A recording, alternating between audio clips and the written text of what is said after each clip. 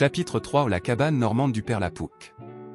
Après une longue marche à travers la vallée, le père Lapouque arriva enfin à sa cabane normande. L'habitation, isolée et rudimentaire, constituait son principal lieu de repos et de récupération. Dès son entrée, il prit le temps de se désaltérer, il but lentement un grand verre d'eau, puisé la veille dans le puits voisin, dont la fraîcheur lui permit de réduire la fatigue accumulée au cours du trajet. Il posa ensuite le sac sur la grande table en bois, au centre de la pièce. Le geste était précis, presque mécanique, comme s'il suivait un rituel bien établi. Aucun bruit inutile ne devait troubler le calme de la cabane. Estimant avoir accompli l'essentiel pour la soirée, le père Lapouque se dirigea vers sa couche. Son organisme, éprouvé par l'effort prolongé, nécessitait une phase de repos. Il s'allongea sans tarder, convaincu que la nuit se déroulerait sans incident. Dans la pénombre silencieuse de la cabane, tout semblait désormais immobile.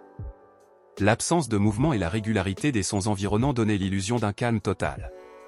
Pourtant, à quelques pas de là, dans le sac posé sur la table, l'activité cognitive des enfants était bien réelle. À voix basse, ils commencèrent à élaborer un plan méthodique pour sortir du sac.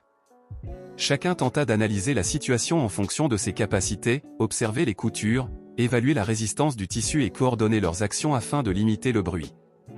Cette phase de réflexion collective marquait une transition nette entre la peur initiale et une démarche organisée visant à reprendre le contrôle de leur environnement. Alizée, la plus âgée du groupe, se distingua rapidement par son sens de l'observation. Ses cheveux très longs, blonds comme ceux de ses compagnons, encadraient un visage aux yeux bleus attentifs. En examinant soigneusement l'intérieur du sac, elle repéra une couture reprise, dont les points semblaient irréguliers et moins résistants que le reste du tissu. Elle s'adressa alors au groupe à voix basse. « Regardez ici. Cette couture a déjà été réparée. Elle paraît plus fragile. » Dené analysa l'information et proposa aussitôt une stratégie adaptée à leurs moyens limités. Il suggéra de chercher un outil de fortune, un objet rigide ou pointu susceptible de soulever ou d'écarter les points de la couture abîmée, tout en produisant le moins de bruit possible. Cette proposition fut accueillie avec attention. Les enfants comprirent qu'ils avaient identifié une faiblesse exploitable et que leur réussite dépendrait désormais de leur coordination et de leur patience.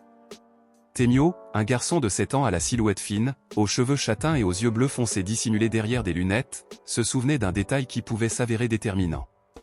En fouillant discrètement dans la poche de son vêtement, il retrouva un crayon à papier qu'il avait conservé sans y penser.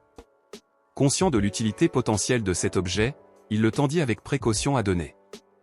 Ce geste simple prit alors une importance particulière, le crayon devenait un outil de fortune, susceptible de leur offrir une chance réelle de s'échapper. Dené saisit l'objet avec sérieux, pleinement conscient que la réussite de leur tentative dépendrait désormais de la précision de leurs gestes et de leur capacité à rester silencieux. À la vue du crayon, Miran manifesta immédiatement un intérêt marqué.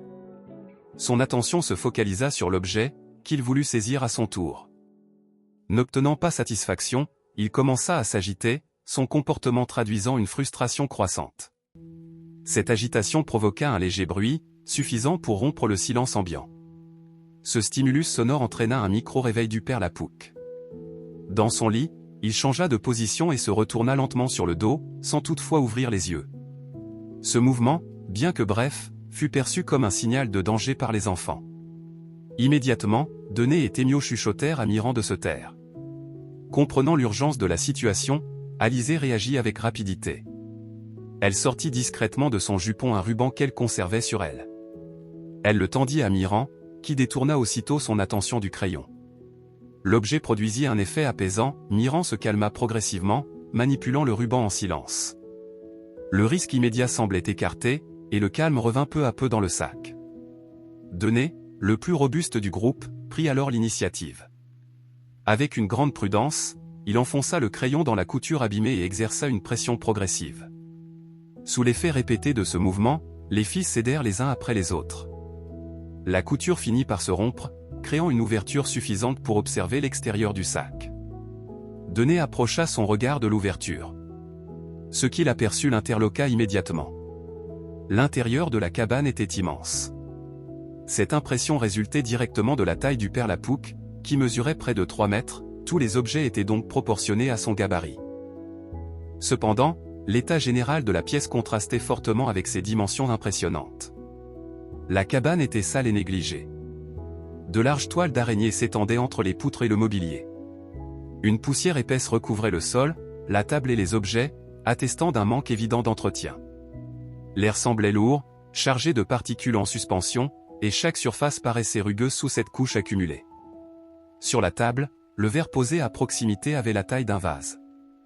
La fourchette ressemblait davantage à une fourche agricole, l'assiette prenait l'aspect d'un large plateau, et le couteau évoquait un véritable sabre. Quant à la serviette, elle s'étendait comme une nappe couvrant une grande partie de la table. Cette observation renforça chez les enfants la conscience de leur extrême petitesse dans cet environnement démesuré et insalubre.